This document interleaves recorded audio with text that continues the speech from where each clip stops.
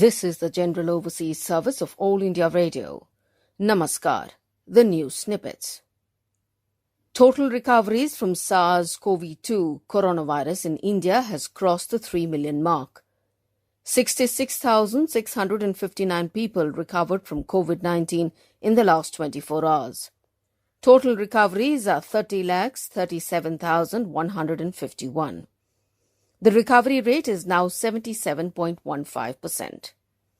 Total tests conducted for COVID-19 in the country has gone beyond 45 million or 4.5 crore.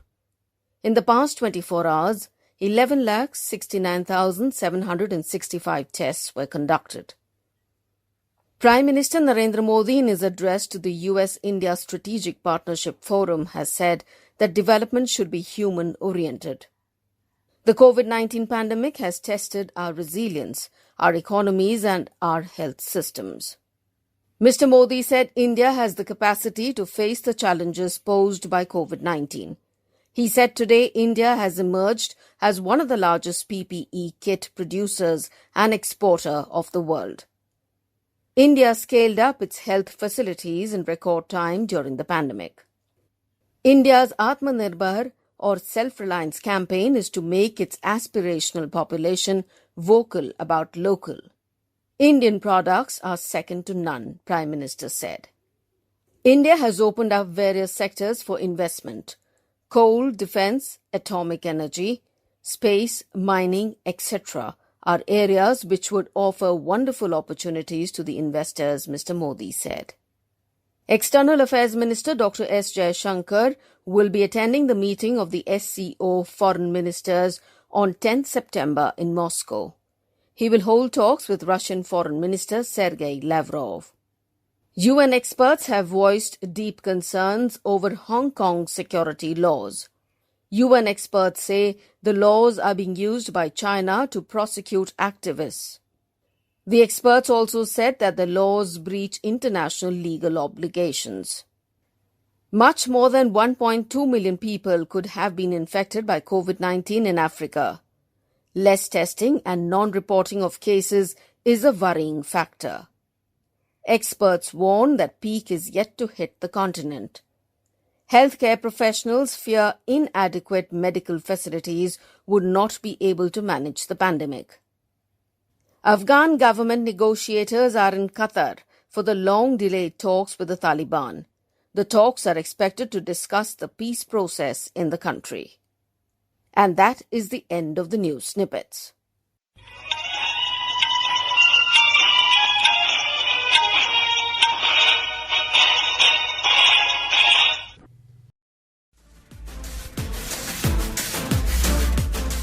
We present the intriguing game of numbers, the mystery of number calculation solved in seconds. So be ready with your pen and paper and let your mind explore the world of numbers. 9, 8, 7, 6, 5, 4, 3, 2, 1. Playing with numbers. Playing with numbers for the maths lovers and developers.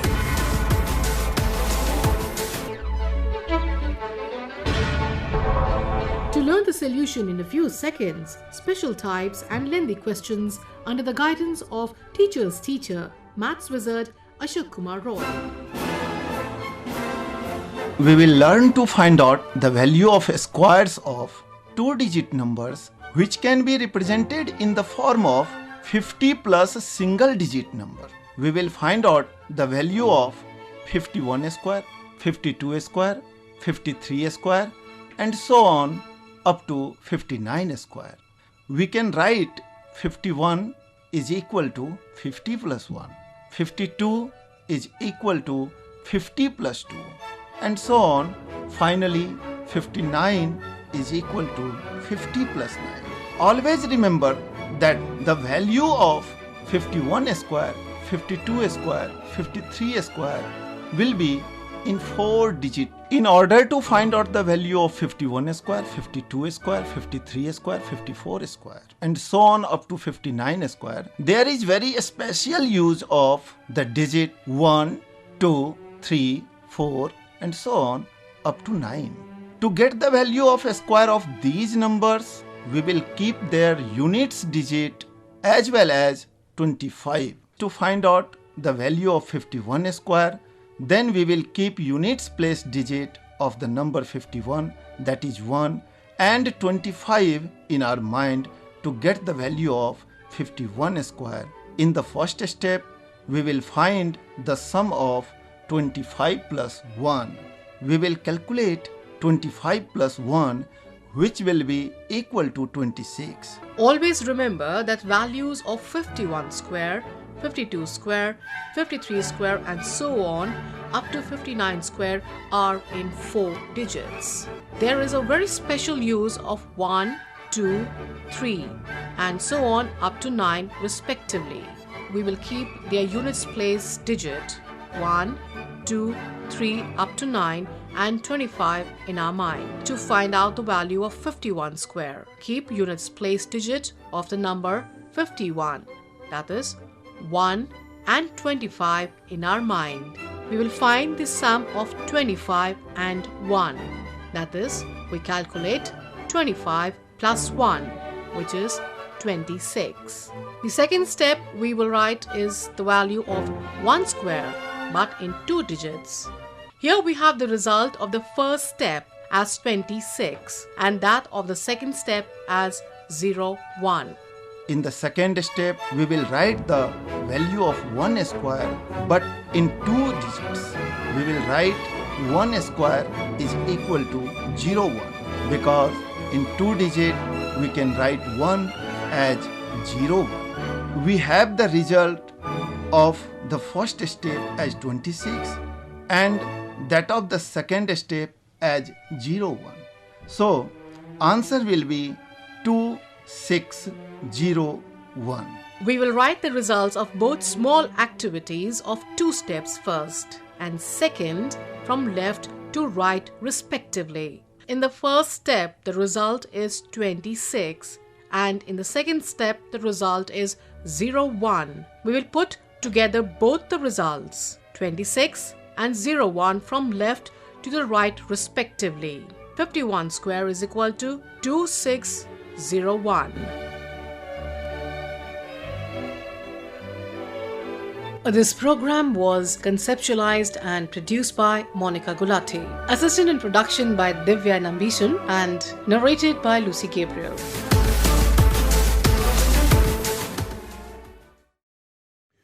You are with us on the General Overseas Service of All India Radio. We now bring you today's commentary. Prime Minister Modi calls for human-centric development. It is scripted by Dr. Stuti Banerjee, Strategic Analyst on American Affairs, and read by Kaushik Rai. Prime Minister Narendra Modi developed the keynote address at the 3rd Leadership Summit of the US-India Strategic Partnership Forum, US-ISPF.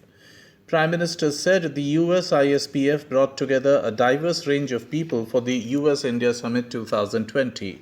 He commended the work of the US-ISPF in bringing India and the USA closer.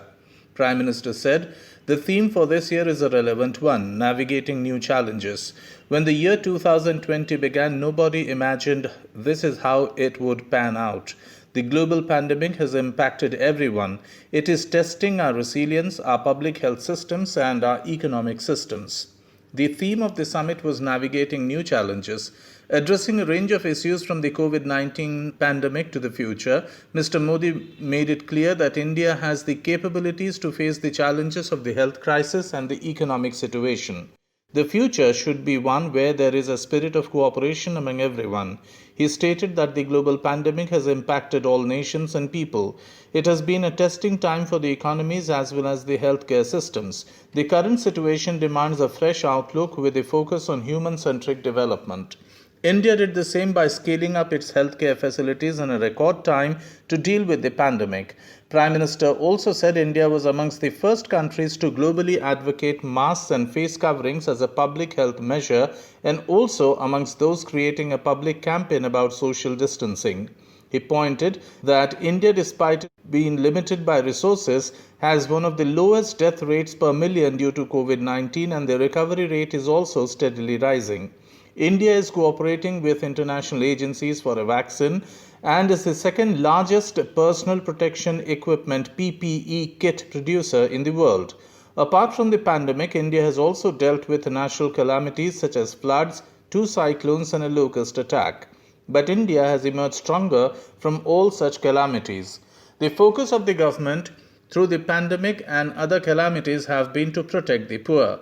The government is providing support to 800 million people during the pandemic through the Pradhan Mantri Garib Kalyan Yojana, under which free food grain is being provided. Looking at the future, Prime Minister Modi stated that India, with 65% of its population under the age of 35, is an aspirational nation, a growing nation. The people of India have embarked on one mission, that is to make an Atmanirbhar Bharat, a self-reliant nation that merges the local with the global. The idea is to transform India from a passive market to an active manufacturing hub in the global supply chain. It will ensure that India strengthens its act as a global force multiplier. India has time and again shown that its goal is global good. As an example, Mr. Modi stated that despite local needs, India continued to supply medicines to the world. The Indian government is helping its young people achieve their aspirations through more ease in laws, regulating business and labor, cutting down red tapeism, and ensuring reforms in the tax system. India has a predictable and transparent tax system, rule of law, and a democratic political system. He called on the United States, the Gulf countries, Australia, and European nations to invest in India, pointing that India is full of opportunities in the private and public sector. They cover core economic sectors and social sectors too. India was looking at investments in coals, mining, railways, defense, space, and atomic energy. India wants to ramp up its capabilities while protecting its poor and future-proofing its citizens. India is actively working on the world's largest housing program. The renewable energy infrastructure is being expanded. Rail, road, and air connectivity is being boosted. All these initiatives are being undertaken using world-class technology and best global practices. The coronavirus pandemic has also shown the world that the decision on developing global supply chains should be based not only on costs but also on trust. Along with affordability of geography, companies are now also looking for reliability. India offers all this along with stability. That was today's commentary. Prime Minister Modi calls for human-centric development. It was scripted by Stuti Banerjee, strategic analyst on American affairs. This came to you from the General Overseas Service of All India Radio.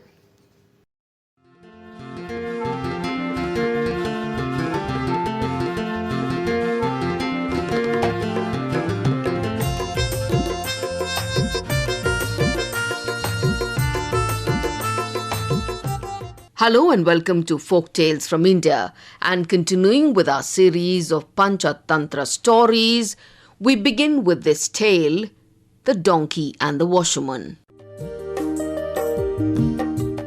Once there lived a poor washerman who had a pet donkey. The donkey was very thin because he had very little to eat. One day the washerman came across a dead tiger. He thought, I will put the tiger's skin on the donkey and let him graze in the neighbor's wheat fields at night. The farmers will mistake him for a tiger.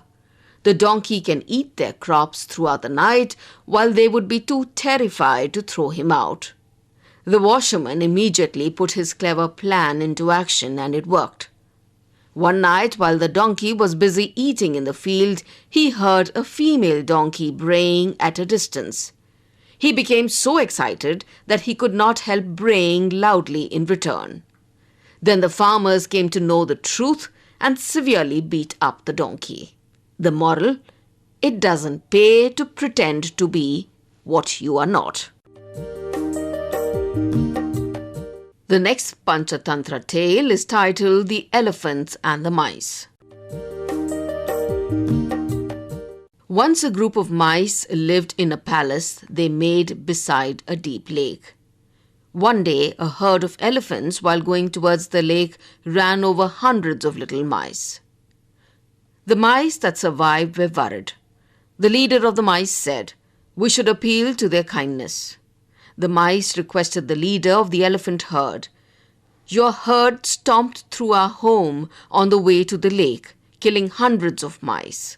We beg you to take another route." The elephant leader agreed. One day the king ordered to trap all the elephants. The traps were laid in the forest. All the elephants except for one were caught in the traps. Then the elephant that escaped the traps went to the leader of the mice and requested for their help. All the mice hurried towards the trapped elephants and began to chew off the thick ropes with their sharp teeth, freeing all the elephants. The moral: kindness is always returned with more kindness. The next folktale is titled The Hunter and the Rabbit. Once a cruel hunter used to catch rabbits and feast upon their meat. One day he caught a rabbit and started for his home, holding him by his ears. On the way home, the hunter met a saint. The saint asked the hunter to free the rabbit and get blessed for the good deed.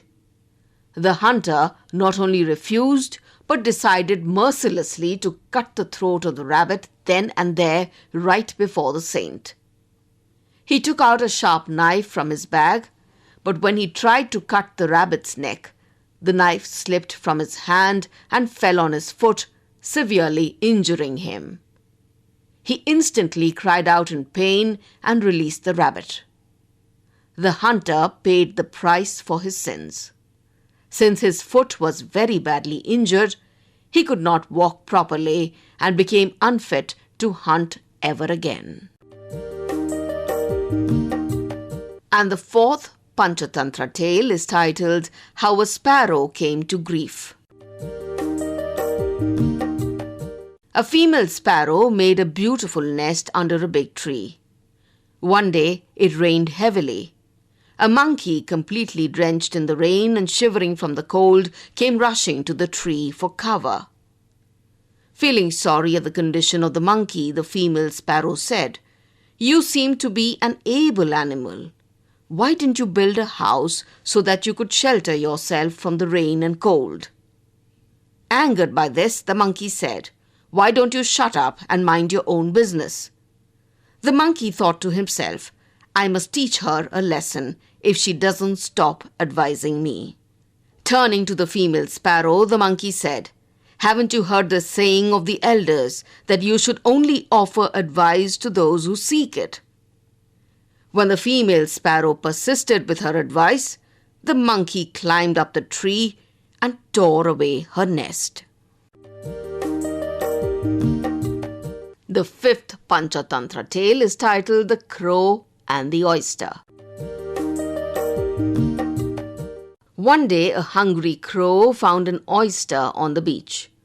In order to eat the tasty meat inside, he tried to break open the oyster. The oyster did not open. He then tried to use his beak to take out the meat, but failed to open the shell. Then he hit the oyster with a stone, but it still remained tightly shut. Meanwhile, another cunning crow came by and said, "My friend, the oyster will not open the way you are trying," and continued, "I advise that you take the oyster in your beak and fly high into the air, then drop it onto the rocks below. Only then it will break open." The hungry crow liked the idea and hence followed the suggestion. The crow flew up with the oyster and it broke open as the crow dropped it from above.